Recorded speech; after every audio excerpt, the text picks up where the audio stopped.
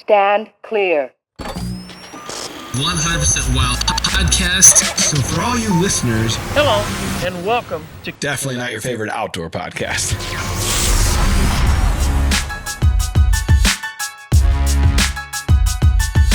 What's up, everybody? Welcome back to the Drury Outdoors 100% Wild podcast. We're powered by DeerCast, and this is episode number 260, and we've got some special guests in studio. That's right. You're Tim Chelsvik. You are Matt Drury. We have Terry Drury, and more importantly, we got Dustin Lynch. More importantly, I don't know about that. Well, he was on last week, so. Oh, right on. He's old hat now. Old news. It's great to see everybody. If you're on one time, you become less important. I got it. Well, 260, I'll never forget. I'm episode 260. How we got that far, no one knows. No, we don't know. We'll name a deer 260 this year. There we go. It'd be even better if he was 260. Yeah, sure. I'd be How like, many That's two 130s. How many 260s do you think are walking around this coming September? Ooh, not near enough. Not near enough. Any? somewhere in Iowa, you would think there's some I giant don't somewhere. know. We haven't heard that score, I don't think, have we? I haven't. Wild. No. The one that next to David Lindsay up there that got killed, that 242. Yeah, that was one of the biggest ones 242. I've ever heard of. Yeah. It's just a different animal altogether than what Yeah. most normal people are Right. used to seeing. It would scare me. Same here. I mean, we're where I'm at in Tennessee, right outside of Nashville. We're excited to get consistent 145-year-olds. Yeah, that's still though. I mean, that's probably what God created. I mean, that's pretty average, no matter where Tim and you I are are. like, yeah, that's pretty good. Yeah, It really is. 145, huh? It's hard to grow those stupid things from year to year. Yeah. You know, everybody wants the 180, 190, 200s, but man, it's really tough to grow. Yeah, for sure. All right, so you're in town. You're playing tonight at the factory. Yeah. So, the tour, you're calling it party mode. I freaking love this because this fits when you're coming into camp, what we're doing basically. Oh, for sure. Having a good time. That's kind of the demeanor all the time. Yeah. Party mode, right? Yeah. So, when you through lockdown and all the kind of BS we just went through, is that a kind of refresher for writing new music, getting ready for the new tour? I'm sure you were chomping at the bits to get back out. Oh, for sure, because I think a lot of people don't realize what pays our bills, and I'm kind of making a point to say this on stage now because it was taken away from us.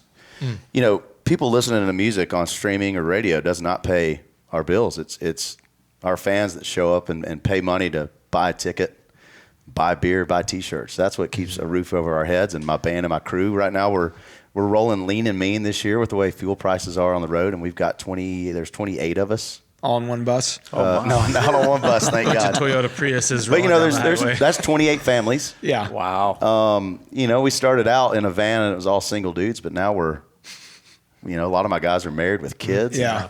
So there's a lot of mouths to feed. So whenever that was taken away from us for a year and a half, it was a challenge. I really learned a lot about how to lead and make ends meet, and thank God we were able to pull it off and keep everybody. And I think we came out a lot stronger team because of it.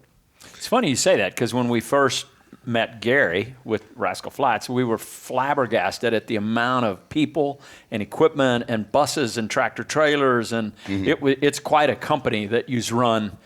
Small company, if you will, but it's still a company. There's a lot of people behind all that stuff. Well, there's way more. Yeah, there's way more people behind the scenes than people realize on stage. There's 6 of us on stage, 22 that nobody knows about. Yeah. There you go. At the factory tonight. Yeah.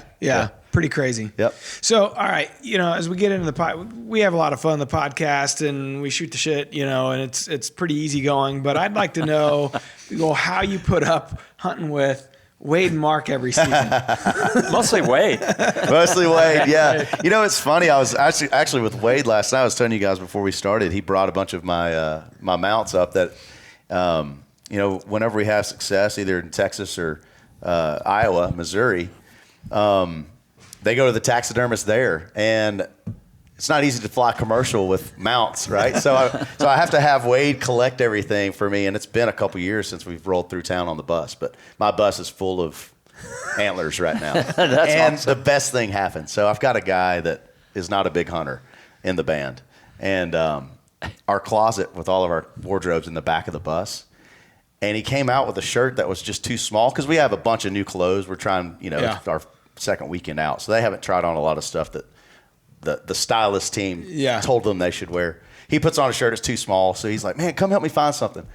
Well, he doesn't know he didn't see the deer beside him when he walks in, and he puts on his second shirt, and he does this. Oh, it scared the crap out of him. We got some Tears looking back at him. Yeah, it was great. It was Eyes a great moment. following him everywhere he goes. Yeah, it was fun, man. So, we I don't even know how the hell we got here. What are we talking about? We're just talking about, in general, how you deal with Mark and Wade. Oh, Mark and Wade. Yeah, so Wade brings that up, man. It's all about having fun. They're so knowledgeable too, and it's a great break from what I do of being around a lot of people to when I get to go to camp with them. Man, it feels like kind of off the clock, and I get to learn. Not on top of just learn, but be with my buddies, man. They've become family. Because we're in the outdoor world, we obviously know what a passionate hunter you are, but there's probably a lot of your fans that don't realize how passionate you are about the sport and what a killer you are. Right. Truly. Yeah. I've there's a fine line, I think, in what I do. Yeah. And it's not my fan base at all. It's the gatekeepers of these other media outlets that I don't want to piss off. So I have to be really careful about what I post. Everybody knows I'm an avid outdoorsman. I'm always posting about, it's easy for me to post about food plot and strategy. You're always on the farm, you're hanging in the tree tractor. stands and all that. But as far as the kills and all that, I try to stay away from it just because I don't want to sacrifice, a TV show slot or something that, just to show off a deer, So I kind of keep that on the outdoor side of things. It's interesting. So there was a guy that was on the first season of Critical Mass. His name was Stephen McBee, and he was just on this show on Fox, like mainstream. It was called Joe Millionaire. Yes. You know what? I call it an episode or two of that. Yeah, and I noticed that his social, because he was on Critical Mass. I mean, we've known him forever, and I noticed that his social media feed and his brother Jesse's, it went to there was only 8 pictures on it, and they had a really a lot of hunting pictures and stuff before that. And I ran into him one night in Kansas City. I was up there for an Eric Church concert with my cousins, and we ran into each other at a bar that night. And I go, hey, I got to ask you, because I'm always interested in the behind the scenes stuff, like the production end of it. I'm like, did you have to delete all your Instagrams? He's like, yeah, they make you clear everything out. You have to start from scratch. You can't have any of the hunting, can't show any of that stuff on there. And now that the show's over, you see he just posted something with a caribou or something the other day. It's like now that the show's over, again. He can be himself. But the reality is the mainstream isn't. They're just not ready to see that stuff on social media, and you can't be mainstream if you're using it. That's a shame, but it's a reality. That's the way it goes, yeah. Well, and the weird thing is we're supposed to be living in a more tolerant age than ever before. Tolerant, and it's just not the case. That is not the case right now. It's truly less. It's less tolerant Yeah. today than it was 25, 30 years ago. Yeah, for sure. Yeah. To your point, a lot of the baseball guys are the same way. They're passionate, avid hunters, but they don't post anything about it. We know a lot of them. It's a red mark against you. Yeah, You unfortunately. source your own food. Even with that message, it's like, hey, how could you murderer? It's like, I'm eating this. Yeah, right. Exactly. So, it is what it is. You got a business to run at the end of the day. For sure. You can't jeopardize that. And I still love highlighting, just how much work goes into habitat. And it's a year-round game for me. It's a chess match. It never ends. I'm already thinking about how I'm going to move a tree stand literally 20 yards because I've realized last year that it needed to be moved 20 yards. Funny how that works when you're in the stand and they're always over there. What are we, 6 months away still probably from me getting that thing, but I'm already, I'm already trying to figure out. I've been after 2 bucks on my farm in Tennessee. One's called Biggie Smalls. Another one is named Wacky. And their racks aren't anything numbers wise, but they've eluded me I finally saw them on hoof the first time after being after them for 3 years. How old are they? They're 8. They're both 8. Oh, my. Jeez. Wow. At least Senior 8. citizens. Yeah. At least 8, because from the first time I had pictures of them, I know they're mature 5s. So I know they're at least 8. My niece missed Biggie Smalls last year on a youth hunt. Oh. And luckily, I had him on camera 45 minutes later chasing a doe. Seriously? So we knew it was a clean miss. Yeah. And the following morning, he's literally right out front of the pole barn. We're just watching him eat breakfast. He just looking at you. Yeah, he figured us out. But so it's literally years, and we've all been after deer that long, and that's what I love about it, and that's what I like highlighting. So in Tennessee there, how long have you owned that piece of property? I'm on year 4 right now. Yeah. So I haven't, we're starting to already see a difference just feeding them analogics is only about 2 years now. Yeah. But we're already seeing a difference just in the size of the does and really the fat content that our does had this past fall, just from having food plots, and then in those tough months, just pumping them full of analogics as best we can. Typically on a new farm like that, it takes about 3 years to figure it out, and then year 4, 5, and 6, you can get effective at killing them. Yeah, 5 years. It takes a little. It does, Maybe never. but it does Depends take a on little your bit. abilities. I cheated. I was smart about it. I had Wade come down. There you go. Whenever I got the first farm, and I just lucked out. I ended up buying my first piece that my neighbor to the east wanted to sell 2 years later, and then just recently my neighbor to the north wanted to sell. Oh, Just nice. older farmers and needing to downsize. That's awesome, though. So it's out of hand now. But but Wade came in early on the first piece and set it up for bow hunting. That's what I love to do. And so they're smaller kill plots, but they're strategic, and there's a lot of topography with it. So we're staying up on the ridges, obviously for wind reasons. And but because it was just a block of timber, we got to design the plots and create windrows. Oh yeah. So our in and out, our access is really nice. I can get in and out and have deer in the plot and not, at least get a few more hunts, I think, out of it before they figure us out. He and Mark are magicians at that. I mean, they've got it down. That's the biggest thing about those guys. Their They've got access it down to a science. They really do. Really incredible. There's kind of the painstaking process they go through to make sure their access is key. Yep. Then it's like, okay, the food plot architecture side of it goes to another level. Yeah. Like they really, they got down to a Half science. the battle. No doubt. So you had the right guy there, Yeah, Wade came down. I mean, he's been down a couple more times, like I said, because we've added on and just need to really take an old cow farm that hadn't been kept up with and make it what I want it to be. And that's for deer and turkey. So slowly but surely getting around to that. And I've bit off more than I can chew now. I've got to find somebody to help me out. So if you guys know anybody, let me know. Or if you're watching or listening and you want to be a farmhand and move down to Nashville and Email Tim. Well, you need to be 21 and you need to be single. And you'll just fine. I'm not getting rid of Scott. Funny that you say that because Matt's finding out the same thing when you own a farm. He just bought a small farm here in Missouri, but when you own a farm, it takes it to another level. It's a 24/7 little project that you didn't have any idea. All these little things pop up, whether it's the furnace or the water lines or whatever I don't it may have be. a tractor, so I want to get one of those. we got to get a tractor. Yeah. I need a lawnmower. I need it's small. Endless list of It is things. an endless list. Yes. I figured it up the other day for tax purposes of what I've spent so far, and I had a budget, and I've gone over the budget by at least double.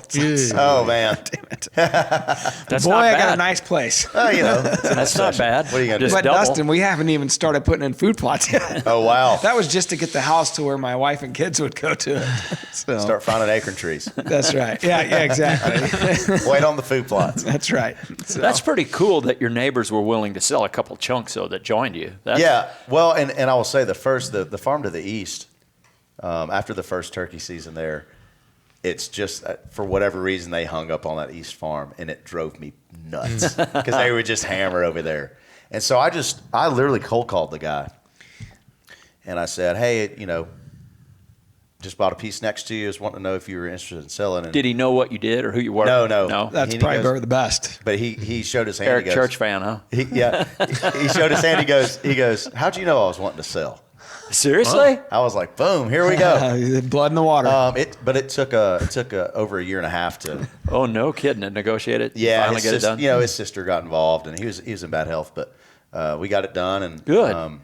And then, of course, the next turkey season was a blast. He says, how'd you know I wanted to sell? And you go, Did we just become best friends? That's it. Exactly. it's funny you say that cold call. So this piece that I just bought, there's a 60 acres that borders my north end and then a county road. And I looked up the tax record on OnX, and I was like, shit, this guy, it's like 5 minutes from our studio. And I looked, I did some internet digging, and he was 87. He's got a wife at 85. And I looked up where they live, and I'm like, I'm just going to go over there. Instead of trying to call or write, I was like, I'm just going to go over, knock on the door, see what he says. So I went over, I picked a nice day, so it was warm outside, Right. so he wouldn't mind talking. Sure. And I knocked on the door. His wife, I knocked on the door. The wife opened through the blind. I saw her look at me, and there was nothing happening for a minute. And I'm like, shit. They're ghosting me. But he came to the door, and we sat and talked for a while, and I was like, I didn't bring up anything about hunting or anything about, wanting to lease it or anything like that. And I was just saying, hey man, if there's anything you ever need, I'm up there once or twice a week. I noticed that there's really never anybody up there. If there's anything you ever need, I'd be happy to just help you.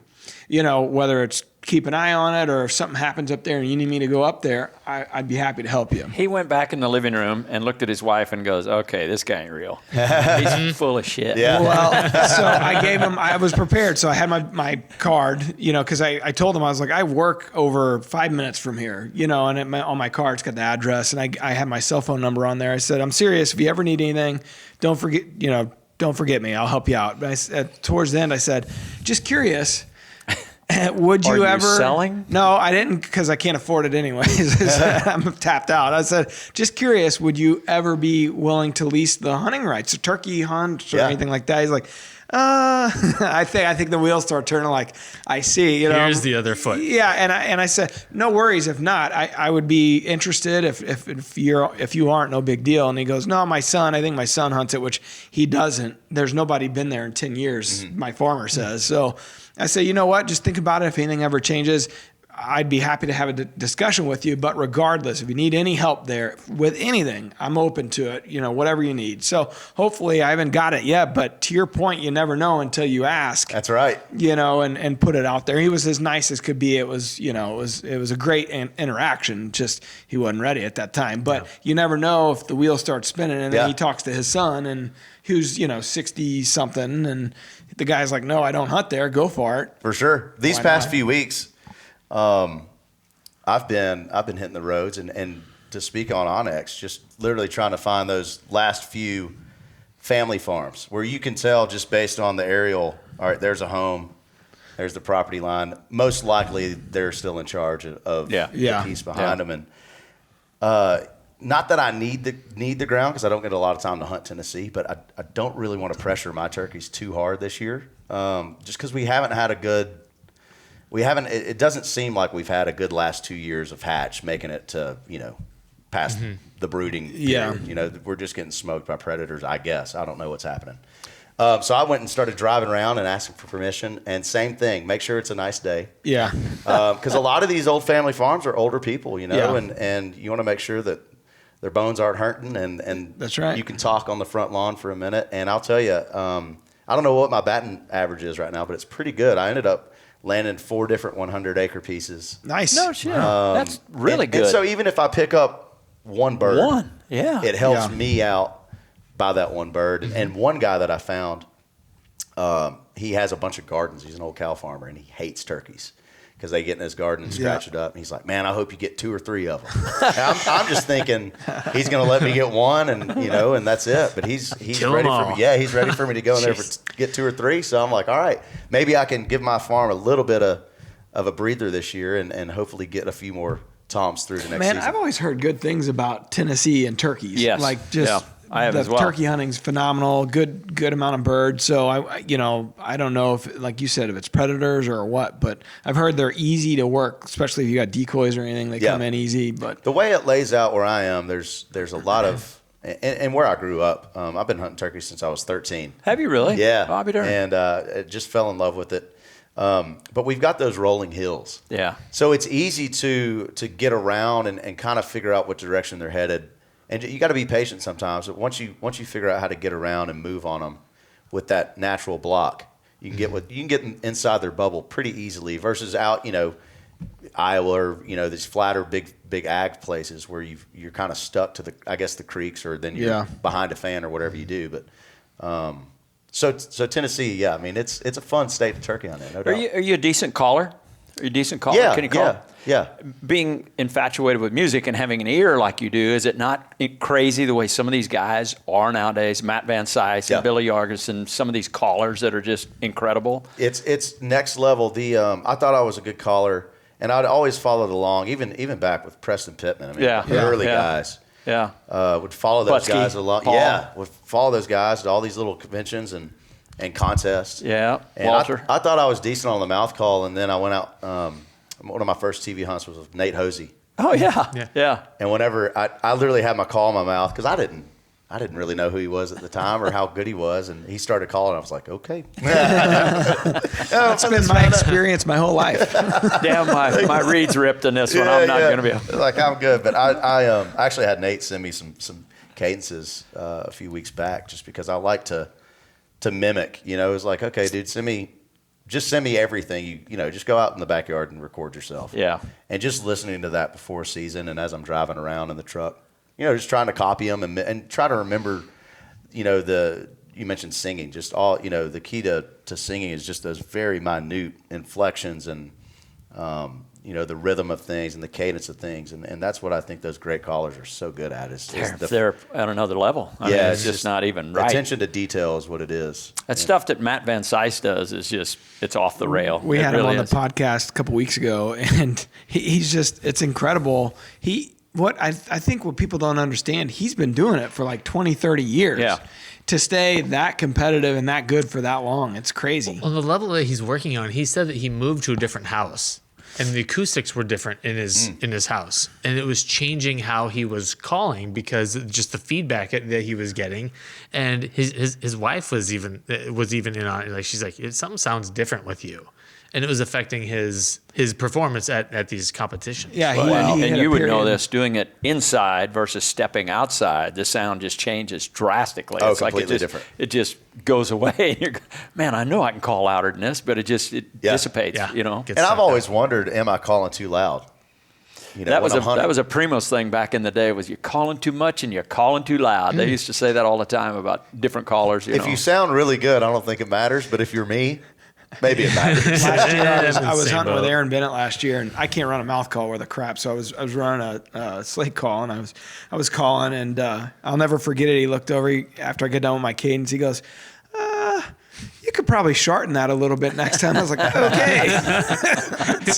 He's pulling a punch. Duly noted. You call the rest of the day. Well, oddly enough, you cannot call too much when they're right. Yeah. And Mark has proven that time and Sure. time and time again, but he's an exceptional caller, but he knows when, and that's the difference, is knowing when you can pour it on him.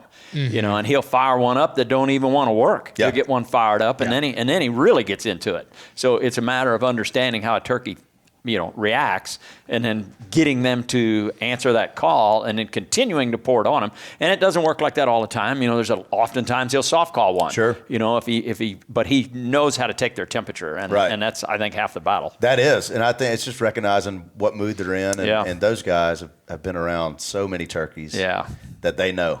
He And, does. Hundreds. And He's- I think too, their averages are so much higher because they do know. And on those birds that I can't get fired up, you know, your really good callers can. And maybe not even if they are fired up, if they hang up. Yeah. Yes. You know, can get 'em which there. happens to me a lot. Yeah. You know, I think it happens to a lot of us. You know, you get them kind of right in there, and it always seems like those really good callers can push them through and get them to you. It's either that or he'll leave that one and go to another one. That also helps. And then he'll come back the next day and kill it. Yeah. Yeah, he likes to cover a lot of ground. Yes. So, all right. So, you know, with all this, you mentioned something about bird, predation. Yeah. You actually, this past 2 years, Terry, at your farm, you did a lot of predator control. Yes. Has that made a difference in the turkey population? Unbelievable, day and night. It really, really has changed things. And forest is a big part of that, obviously. But we were down in our population, much like you. You know, we weren't having hatches, and what few hatches we did have, they were just absolutely annihilating the nests, and mostly raccoons. So we hired a trapper. Trapper came in and did his thing, and the turkey population has exploded this Wow. year. Yeah, How absolutely. many predators do you think you've taken off your ground? Hundreds.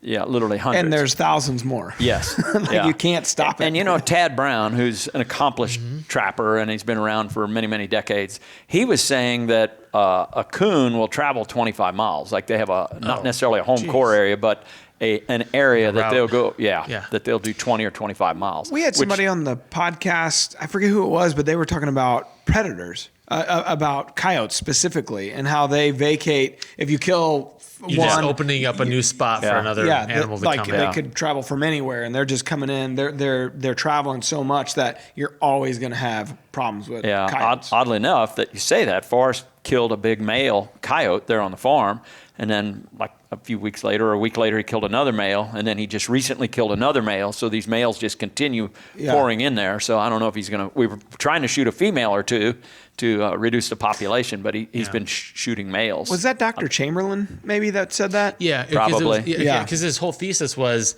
like, you can kill as many predators as you want. That's helpful, but the real silver bullet is when you get in there and you change the habitat. You create habitat that's more conducive to poults and fawns and things like that. Well, we see this all over where they're taking out so many of the fence rows to improve the tillable and expand their tillable acreage.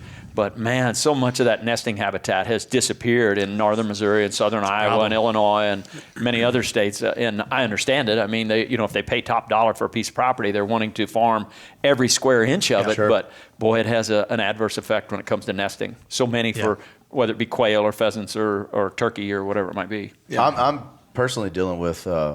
The first piece I bought in Tennessee was logged heavily, high graded. And it's to the point now to where it's so thick. Once green up happens, my turkeys leave. And I know for a fact they're not wanting to get in there. And, it's too thick. They can't escape, you know? And so I really need to, I need to get, I know I need to get NRCS out there to really, somebody that knows, just tells me, hey, on this block, do this, do that. And I'm looking forward to, started connecting dots on getting some mulching done and all that stuff this coming summer. So is that a scenario where you can burn it off, or when it's? Well, I'm going to try a growing season burn. I've done burns in February and March, but a growing season burn, maybe I can go in and a lot of what what's popped back up is that tree of heaven. That's just an invasive. It has a root and then trunks just pop off the root. You can't stop it. And I'm going to try a growing season burn because I had guys try to come in and hack and squirt, and they're like, "There's too many. We can't. This isn't going to help." So I'm going to try a growing season this August or September and see if I can go in and singe. And maybe take care of the growing season on it. Is that late? What do you mean? So growing season burn meaning whenever when it's still green, the leaves are green. If we can get the fire hot enough, I think it'll singe that stalk. It's basically stunted, kind of. Yeah, and top, and then maybe take care of them. Yeah. But it's that or mulch. And the problem is a lot of my farm is so steep. There's no way to mulch it. Yeah. So you'd be stuck trying to get a skid steer or something with a big veil mulcher on it or something. Yeah, I can get that'd be a lot of work. Right, and I can get my ridges, but once you get off the side, what do you do?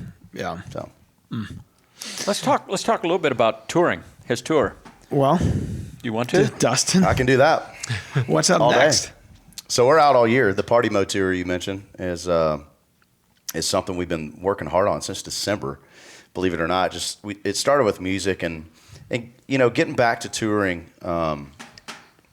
Obviously is a huge thing, but I wanted to come back and give people a show that was something they had never seen us do. We've been doing this for 10 years, so a lot of our fan base has seen us multiple times, and I was wanting to come back with a bang, and so we picked this song, particularly Party Mode, to release to radio just because it said something new, and it allowed us to really brand a tour behind it. Yeah. And really grab a hold of what that is and I don't know, embrace that lifestyle this year. And so, this show is very inclusive. It's interactive.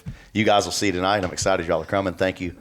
Thank you. Yeah, it's going to be a fun show, but it's just a big party. And one of my goals is, all of us artists look up to other artists. And one artist that I've looked up to my whole life is Kenny Chesney. And what he's created with his shows, but not only his shows, it's an all-day affair. And what I think I've figured out just by having conversations about it is I think, his fan base, the No Shoes Nation, has grown because what he's allowed to do is the pre-tailgate, all day long, and then you go to the show. What that's allowed his fans to do is meet friends, and interact with each other. And then all it takes when he rolls back through town is one of those friends to go, Let's hey, go we see going? him. Yeah. And none of that circle is going to back out. You know, at least some people are going to be like, yeah, man, let's go. We'll tailgate. I hadn't seen you in a year, you know, because I met you at that parking lot. So I think that creating that atmosphere and that culture amongst the fan base is really cool, and something that I think the Party Mode Tour is we've already seen it. This is weekend 2 of it, but I'm seeing a completely different crowd in front of our eyes every night, which is energy. Really? Yeah, it's really neat. Leading up to this, it seems like they've had you've been in Vegas, you were at the Super Bowl, you were, like you've been in party mode for the press, I'm sure, leading into this thing, right? Yeah. So, I mean, how much fun is it, but then how much work is that to continue to go traveling all over the place as you're also trying to get ready for the tour? At his age, partying every night? Doesn't sound too bad.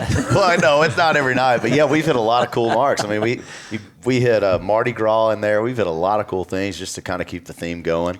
But it's, at this point in life, you get these opportunities, you got to take it. Thank God you have Wade carrying your luggage every once in a while. No kidding. Yeah, for sure. He comes out and helps a little bit, but yeah, it's been a busy year. Even though we're just now kicking tour off, we had an album release in February, and so the lead up of all that media and press was huge, and just a lot of TV. TV takes it out of you just because it's a lot of stress, man. How about podcasts? Podcasts. Yeah. Well, there's one thing that I just the shitty ones. There's one thing. No, there's one thing I excel at. I can talk for a while, man. So interviews don't bother me at all. Especially when it's about hunting or music. Yeah. Or partying. Yeah, exactly. We can do it all. That's cool. I think people are ready to get out, and there's just so much pent up energy for people to reconnect with friends and travel and all those kind of. So the timing is perfect. It is, yeah. I think all of us artists are seeing that right now. These crowds, the people. We're not. Ticket sales are kind of bizarre right now. You'll have some shows that blow right out, and then some shows that don't, and it's just market to market. But the people that show up to our shows are full on sending it, and it's very noticeable, the difference of the energy that people are bringing on your tour.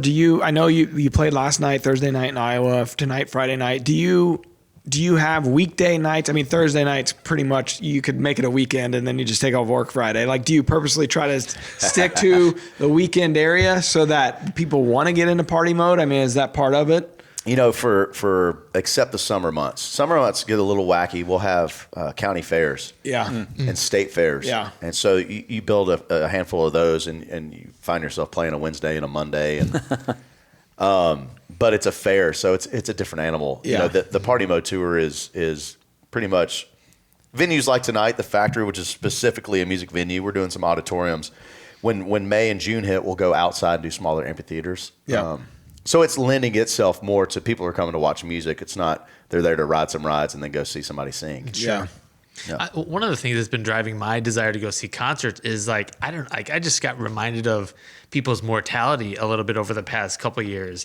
I saw Joe Diffie, and then a month later to the day he had passed away. Yep. So I've got this list of artists that aren't getting any younger. It's I want to go see them while I still can, because it's Dustin on your list. It's all people in prime country. Right, yeah. I wanted to go see Merle Haggard. He came to town, and then I didn't, and then it was a year later. Man, I said the same thing last week. I went out to Las Vegas. We had a weekend off, and it was needed. We were right in between very intense tour rehearsals for this show. So, 5 full days nonstop, as long as we could take it, and then a nice break in Vegas. And I took my original band members from high school, the guys that got me into music. No kidding. Flew them out to Vegas, put them up, and we did it right. Party mode. But we went to see, we went to see a band that really inspired us early on, and the band is Incubus. It's a rock band. Oh yeah. And 2 of the guys, didn't come, and we were just saying, it's man, we don't know how long these old bastards rockers are. How long can you play rock music? They're pushing. They're not older rockers, but you just never know. And they're then probably in their late 40s or 50s. And then you see, that weekend you see Taylor Hawkins of, I think his name, of the Foo Fighters. Yeah. And I same thing. I have regrets of I had a chance to go see Tom Petty and was too busy. Yeah. Man, go see the bands you want to see, because 100%. You just never know. Am I correct in this? I thought I saw a billboard that said Bon Jovi is coming back into St. Louis. He is, yeah. Are they touring? Yeah. Bon Jovi, he never stops. Well, there'd be one I think it'd be awesome to see. Oh, for sure. I mean, anybody from those days. Have you ever seen Bon Jovi?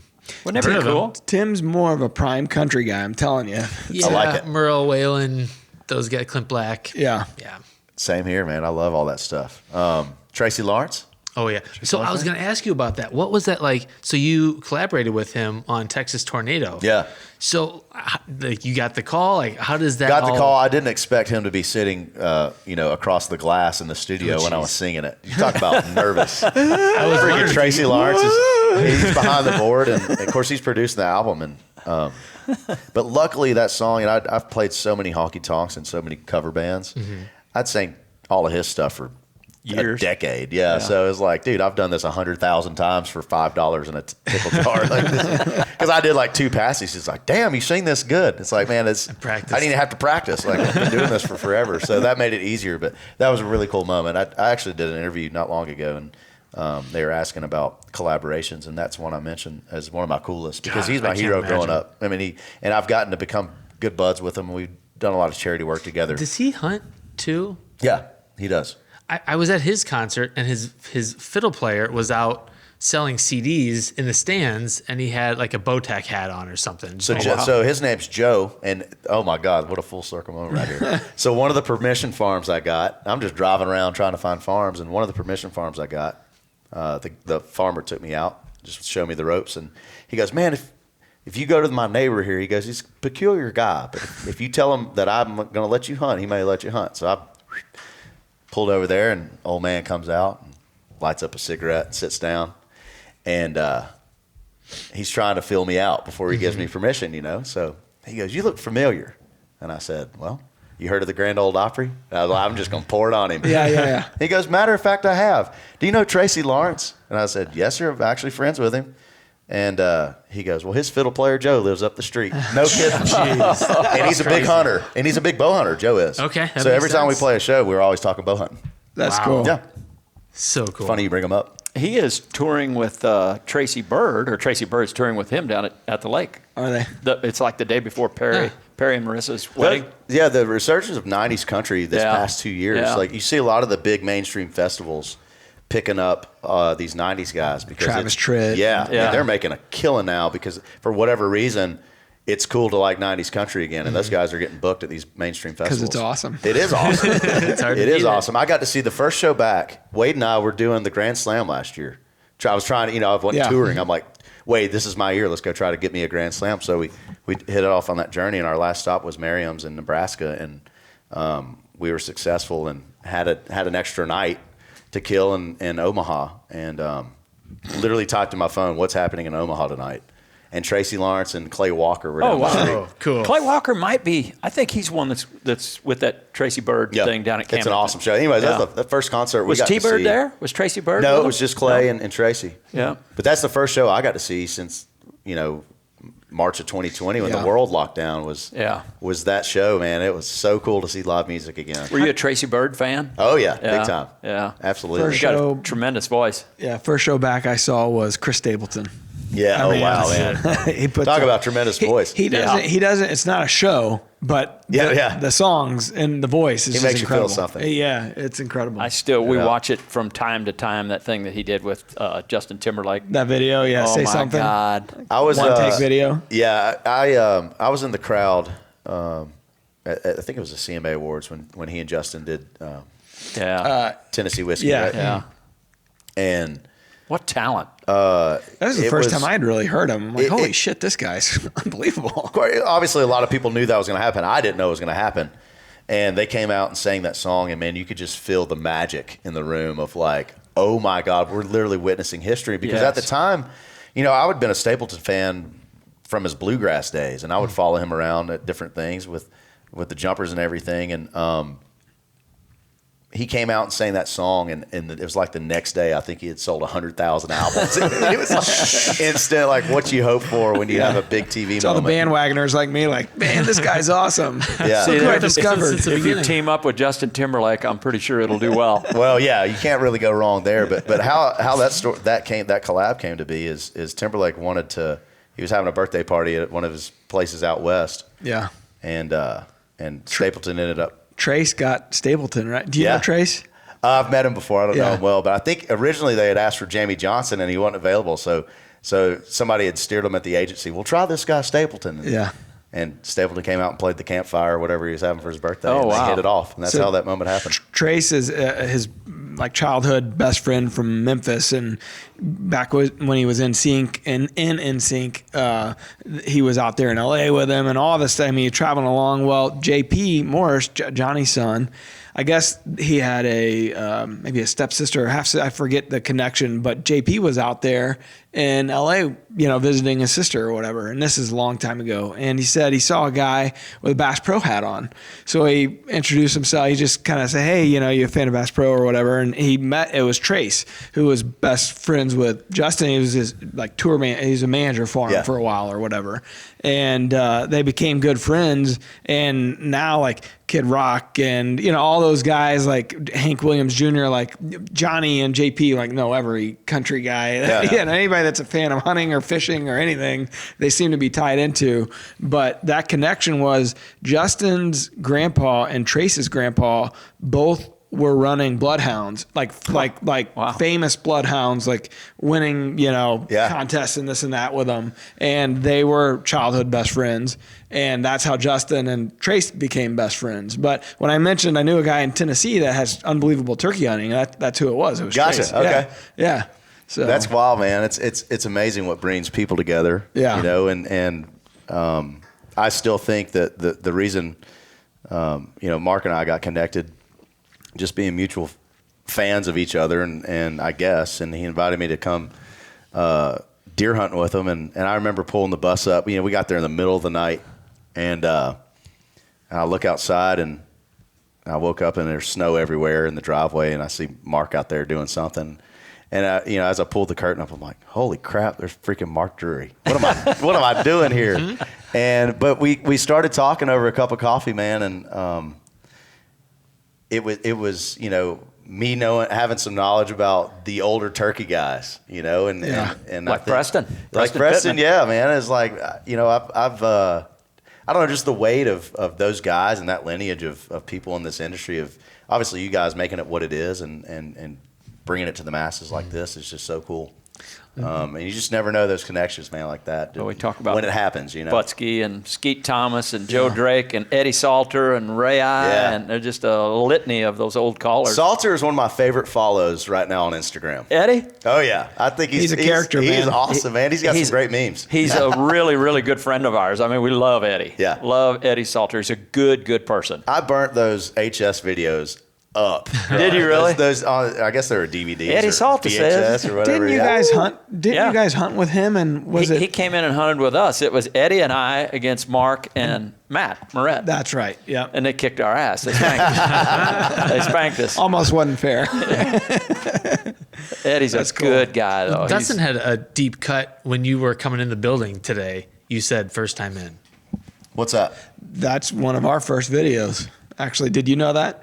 Yeah, that's why I was like, that's a deep cut. That's a callback. Yeah. VHS, that was a VHS title. Yeah, first time in. Really? Yeah. How about it? We shot a bunch of little... a bunch of fork horns. The script was, the first time you go in that tree, the first buck that walks by, shoot it. Well, wow. I do.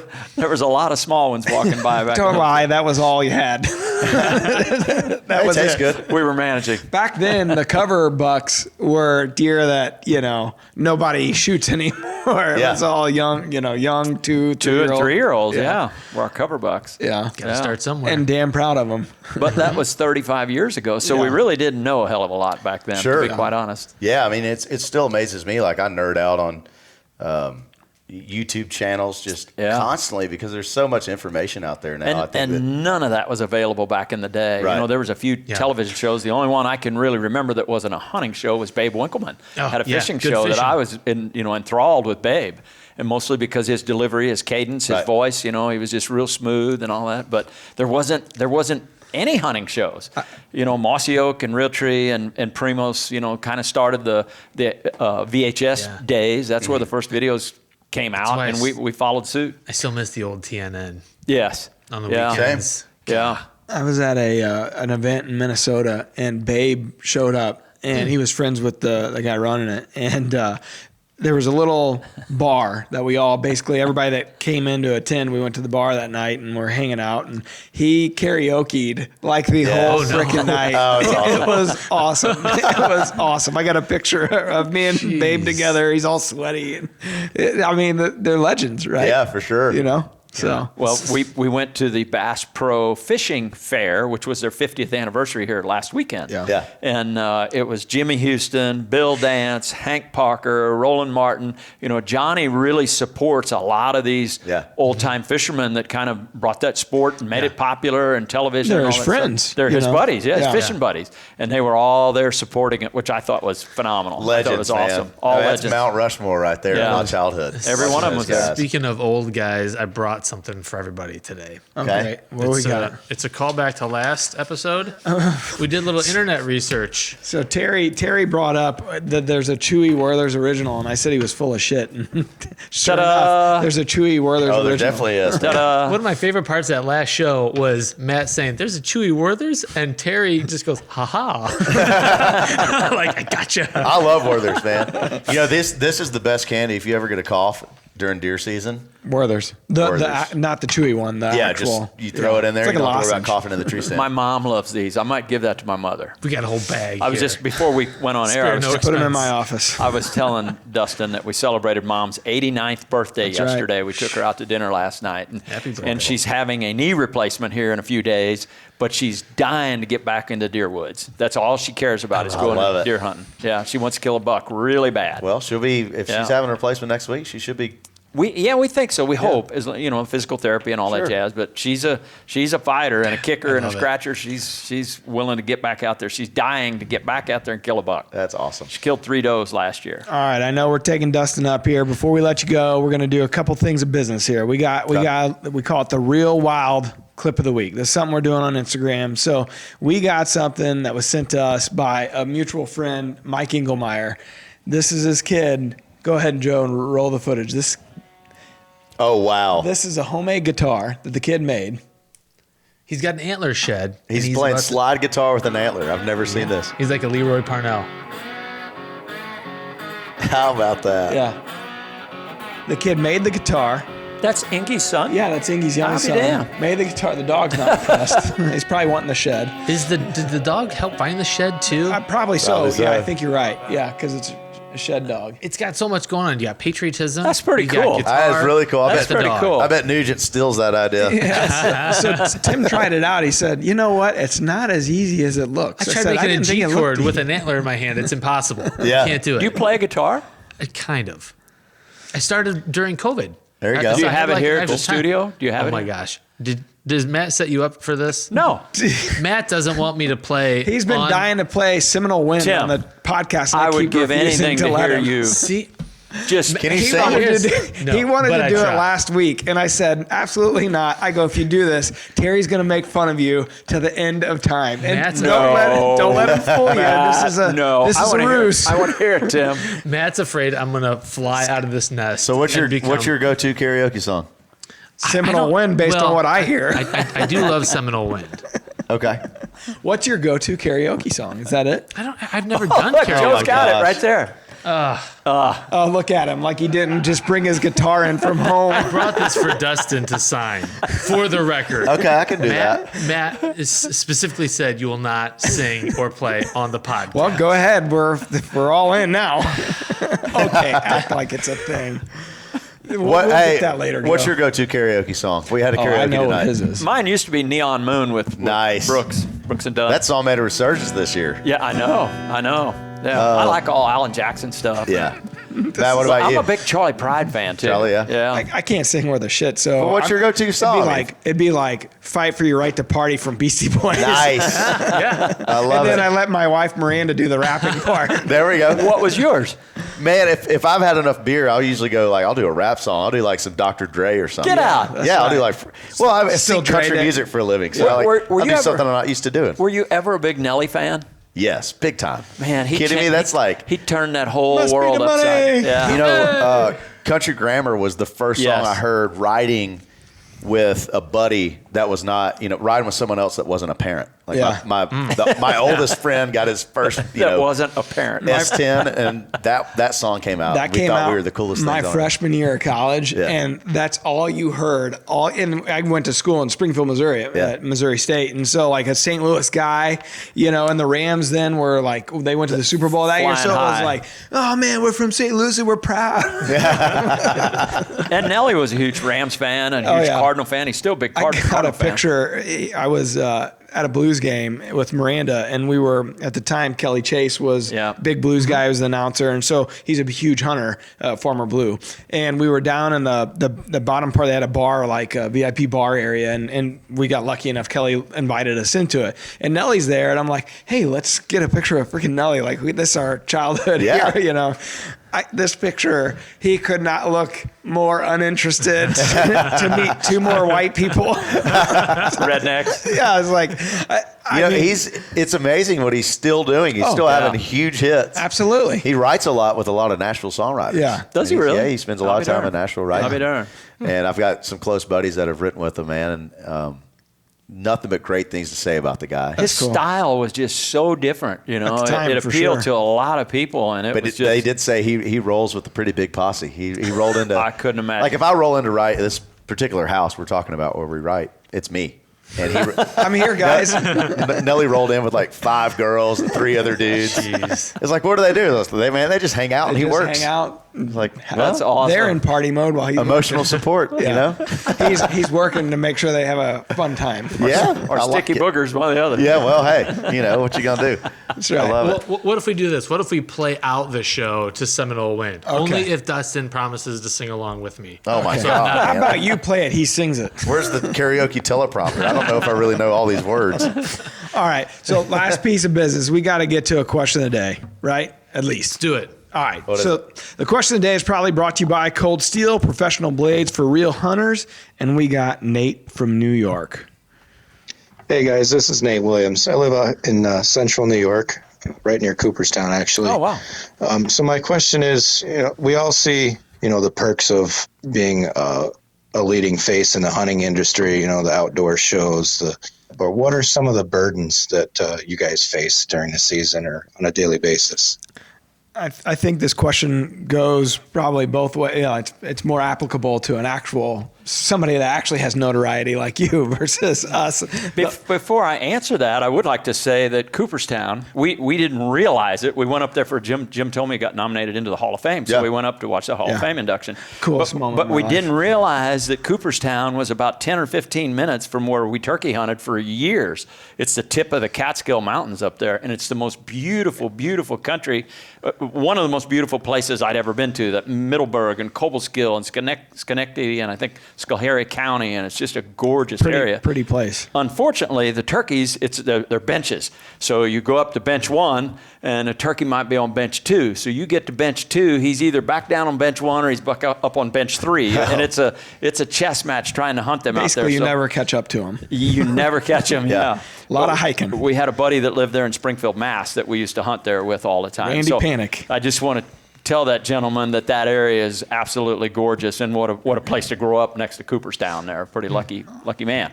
So I'd say some of the adverse things that people never see, much like your line of work, where it looks glamorous and glitzy and it's all fun and party mode every 24/7.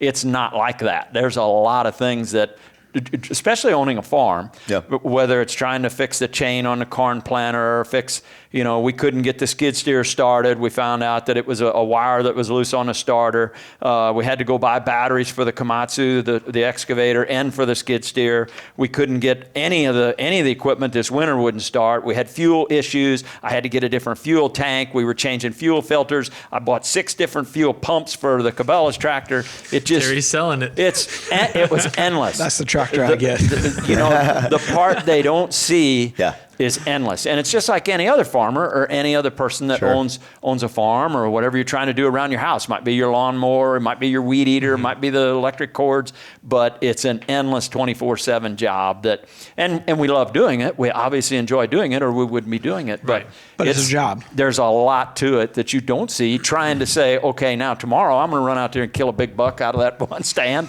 It don't work like that either. There's a lot of hours that get put in. Everything is condensed and edited down, much like your music. They don't see how long it takes you in the studio to cut an album, you know. So I'm sure you have the same issues. Yeah, I mean, for music, it's hundreds and hundreds of songs written, listened to, and then you find those that kind of stick around for whatever reason. They have that it factor, and then you got to go, okay, well, what message am I wanting to put out there? What are people going to want to come see? What are they going to want to buy a ticket to come see? But it's all of those days off for myself. I think what I found has worked best for me is having a farm. It's not going back to Nashville and trying to have a social life. I don't have one. Yeah. I have to recluse and recharge my body. The physical demands of being on stage night after night and then jumping on a bus. You're asking where I'm staying tonight. On the bus as we roll down the road.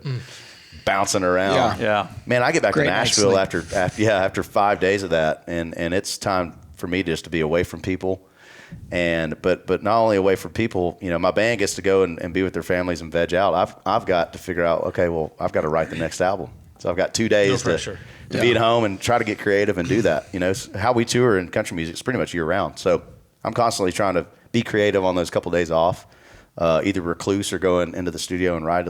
With my team.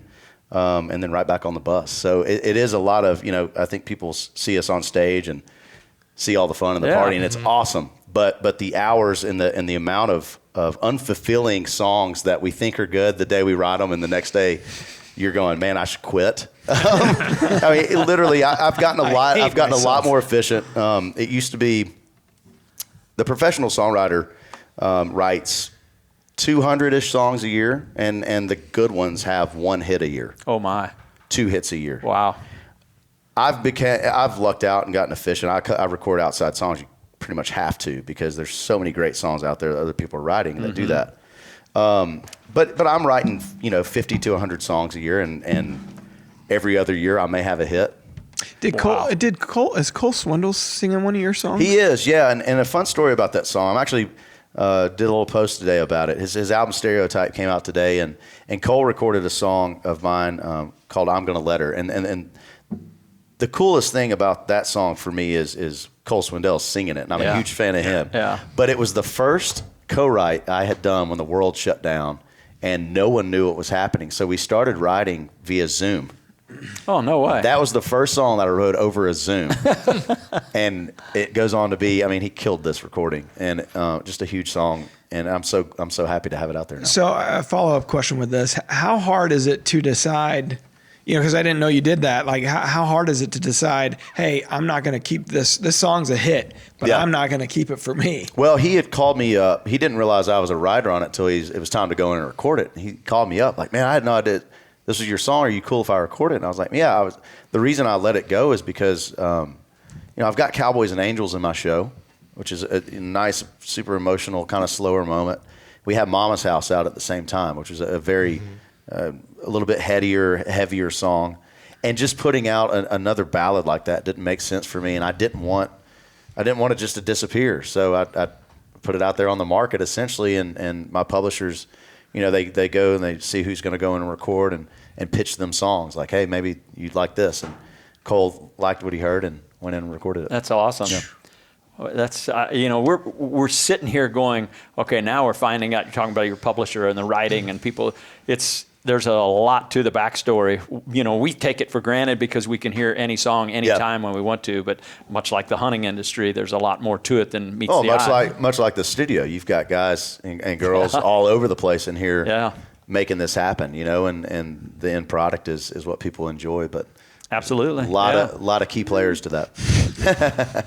Might enjoy this. That was actually a great question. It was a great question. Yeah. If I had to answer it, I'd say the money and the women. It's too much of both. I don't know how to handle The it. temptation. Yeah. That's why Just I'm wait till single. they hear you play. You won't Yeah, have you to got worry it. about either. You know, well, I was going to say. No, off. Tim, we're overpaying you. You have no idea how high I can fly. I have an idea. I think we got an idea. All right. Wildlife word? Wildlife word. It's brought to you by Tracker Off-Road. Slide into your turkey ground with the stealth of a Tracker Off-Road EV unit. Turkeys have a poor sense of smell because of, it's multiple choice. A, seasonal allergies. B, they've got no fingers to remove boogers. C, underdeveloped olfactory lobes. Or D, they got COVID. We always let the guests go first, Dustin. I'm going to go with definitely C here, underdeveloped olfactory lobes. Man, I like B a lot, but I think C's probably it. Got to be C. C is right. Okay, good. Look at We don't us. know for sure that B is not correct, but C is the most correct. Sure. Check it out. All right. We'll welcome our Rack Pack members. And we'll Are there shut it Rack down. Pack members? Where's that at? I don't even see it. very The very bottom there. So Dustin, this is we got a thing called the Rack Pack. Basically, Okay. it's a private Facebook group where listeners of this show, I love it. they go in, and every week Tim pulls a bunch of names out, and he makes me read them on air and just butcher these names. Great. And every week he puts in a fake name, and last week it was Art Cherry Range, and I couldn't freaking get it, and I kept saying Art Cherry Range, cherry. Is that how Emphasis you pronounce was in it? the wrong place. And finally he says archery range. I'm like, God. So, So is there one of those in here? There well, is. all right, how about you read them this week? Oh my gosh, y'all. Bottom line. All right, Caleb Graham. I'm going to probably just read over this. Austin Marcus. Wait, that doesn't seem real. Hold on. Wait a minute. Austin's a lie. Keep going. It's going to be one of these. Joey Kessinger, Robert Wilson, Nate Williams, Ken. That's it. Ken Udance. Can you dance? That's it. See, You're going to see tonight. You're going to see tonight. Dustin, I would have read that 6 times, and they would have made fun of me Hey, the rest of the week. Austin Marcus I was going to dig in there. It sounded like you were trying Like to trick Aston me. Marcus or Martin? I don't know. Well, I think you got it. Can you dance? Can you dance? All right. Rat Well, Pack. Rack Pack, Dustin? shout out. I mean, you've won a lot of awards in your day. And this is, I mean, what is it like to have been on this show? This has been awesome. Thank you guys. You're Seriously. doing the CMTs this week, right? Next week or CMAs? Yeah, CMT Awards CMTs? were up for Collaborative Video of the Year Oh, nice. on Monday night Nice. on CBS. So I'm excited for that. We're up against Carrie Underwood's American Idol regime, so I don't have high hopes. pretty tough. They're used to voting. It's going to be a tough one to win, but we're thrilled to be nominated. I hope she shaves her legs. Yeah, right. Man, that the Grammy appearance, she must work out. That's all I'm Man, saying. God bless anybody that works on legs like that. you That's know? right. Thank you, Yeah. Carrie. That's right. We love you. Public Keep up service. the good work. That's right. You'll never see You this. you sing great, but you're awful nice to watch sing as well. Her husband's a hunter.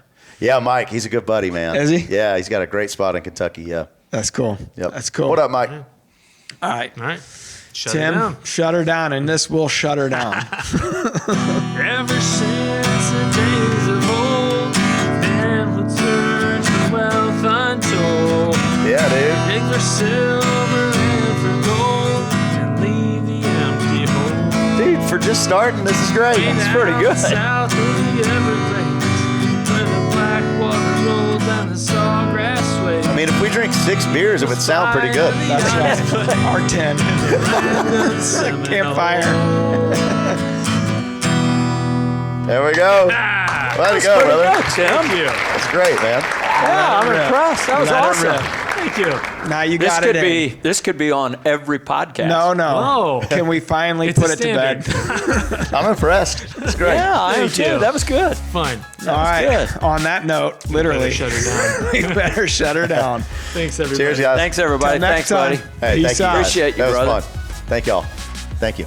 The results are in. DeerCast said great. It doesn't exist anywhere else but in DeerCast. Hunters love DeerCast's exclusive deer movement forecast. Get ahead of your game with DeerCast. We're adding new videos every week, so make sure to click that subscribe button and check out all of our amazing content. This episode of DoD TV was brought to you by Bass Pro Shops and Cabela's.